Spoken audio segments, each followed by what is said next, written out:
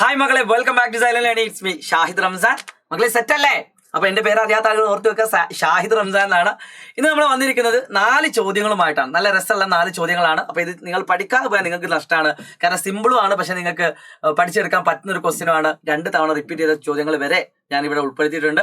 So വീഡിയോയിലേക്ക് പോകുന്നതിന് മുമ്പ് നിങ്ങൾ ആദ്യമായിട്ടാണ് ചാനൽ കാണുന്നെങ്കിൽ സബ്സ്ക്രൈബ് ചെയ്യാൻ മറക്കരുത്. നിങ്ങളുടെ എല്ലാ ഫ്രണ്ട്സിനോടും വരാൻ പറയുക. മക്കളെ, ഏറ്റവും ആദ്യത്തെ ചോദ്യത്തിലേക്ക് ഞാൻ കിടക്കുകയാണ്. ഈ കാണുന്നതാണ്. ഇന്ന് രാത്രിത്തെ ലൈവ് മറക്കരുത് കേട്ടോ. ഒരു പക്ഷെ നമ്മൾ ലൈവിൽ ഡിസ്കസ് ചെയ്ത് നിങ്ങൾ കണ്ടിട്ടുണ്ടാവും. എങ്കിലും ഞാൻ ഇതിൽ നിന്ന് നിങ്ങൾക്ക് ഒരു കാര്യം കൂടി പറഞ്ഞുതരാം. മക്കളെ, ചിത്രത്തിൽ സമഷഡ്ഭുജം എന്ന് പറഞ്ഞാൽ റെഗുലർ ഹെക്സഗൺ ആണ്. മൊത്തം 6 വശങ്ങളുണ്ട്. ഓക്കെ, ഈ കാണുന്ന 6 വശങ്ങളിലെ ചുറ്റളവ് പെരിമീറ്റർ എന്ന് പറഞ്ഞാൽ 24 ആണ്. ഈ കാണുന്ന ഈ വശം എന്ന് പറയുന്നത് എ ആണെങ്കിൽ നമുക്കറിയാം 6a = 24 ആണ്. അപ്പൊ അതിൽ നിന്നും ഒരു വശത്തിന്റെ നീളമാണ് ചോദിച്ചത്. So 24/6 that is equal to 4 centimetre ആണ്. ഒരു വശത്തിന്റെ നീളം എത്രയാണ്? 4 സെന്റിമീറ്റർ ആണ്. രണ്ടാമത്തെ ചോദ്യം, വൃത്തത്തിന്റെ ചുറ്റളവ് കാണാൻ, വൃത്തത്തിന്റെ പെരിമീറ്റർ കാണാൻ. മക്കളെ, ഇത്രേ ഉള്ളൂ. ഈ കാണുന്ന മൊത്തം ആംഗിൾ 120 ഡിഗ്രിയാണ്. 6 വശങ്ങളുണ്ട്, 120 ഡിഗ്രിയാണ്. സോ 120 ഡിഗ്രി ആയതുകൊണ്ട് കറക്റ്റ് നടുവിലെ മുറിക്കും. 60 degree 60 degree 60 degree. Regular hexagon ആണെങ്കിൽ ഈ നീളം എത്രയാണോ അത് തന്നെ ആയിരിക്കും ആ സർക്കിളിന്റെ റേഡിയസ് ഉണ്ടാവുക.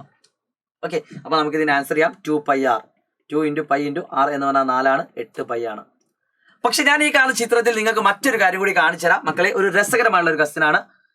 ഈ കാണുന്ന ചിത്രം ഞാൻ ഇങ്ങനെ ഷെയ്ഡ് ചെയ്തു നോക്കുക. ഈ ഭാഗം മാത്രം ഷെയ്ഡ് ചെയ്തു.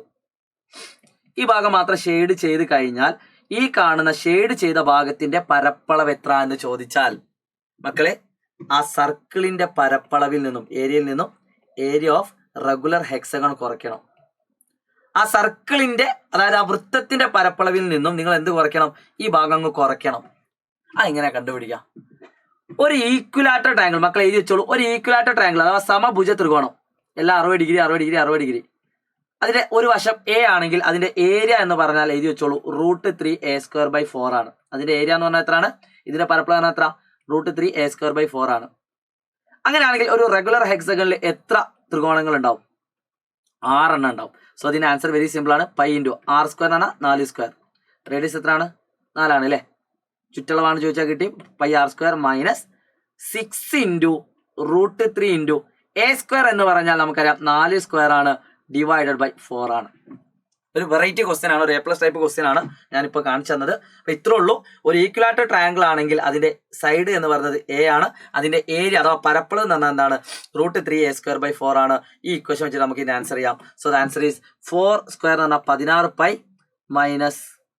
അല്ലെ, 4² ഈ 4² സ്ക്വയറും 4ഉം വെട്ടാം. അതായത് 4² എന്ന് പറഞ്ഞാൽ എന്താ?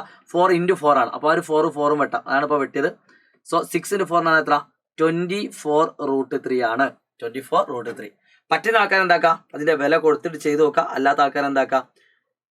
ഇങ്ങനെ തന്നെ ഇവിടെ വരെ ഫുൾ മാർക്കാണ്. 24 × 3.1.73.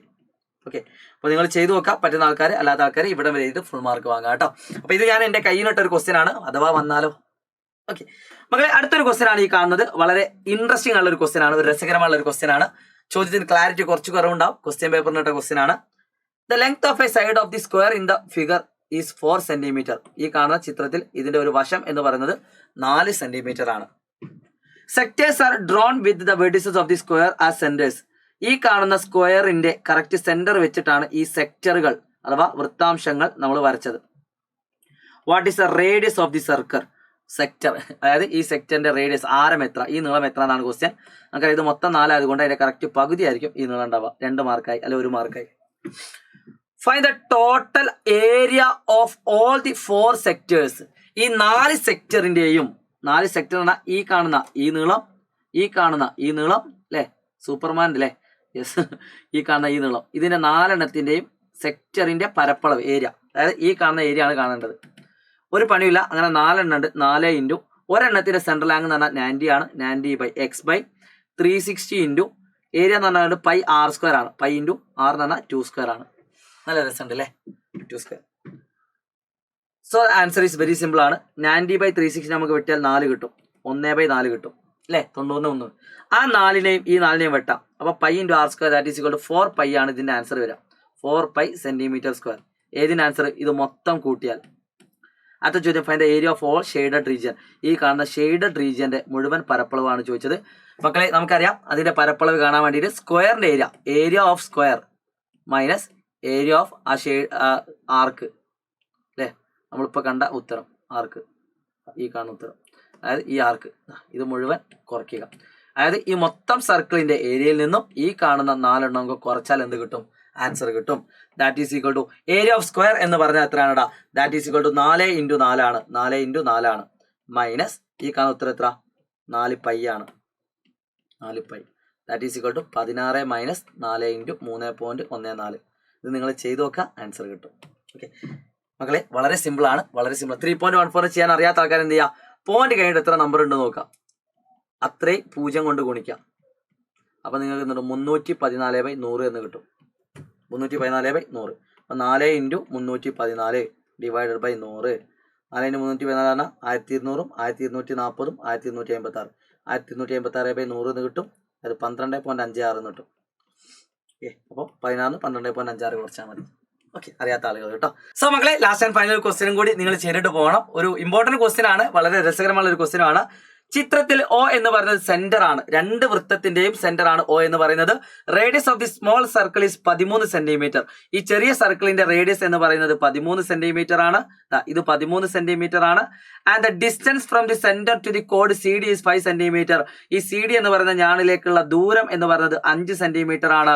എങ്കിൽ നിങ്ങളോട് പറയുകയാണ് മക്കളെ, AC-യുടെ നീളം, ഈ കാണുന്ന ഈ നീളം 3 സെന്റിമീറ്റർ ആണെങ്കിൽ ഒന്നാമത്തെ ചോദ്യം CD-യുടെ നീളം എത്ര എന്നാണ്?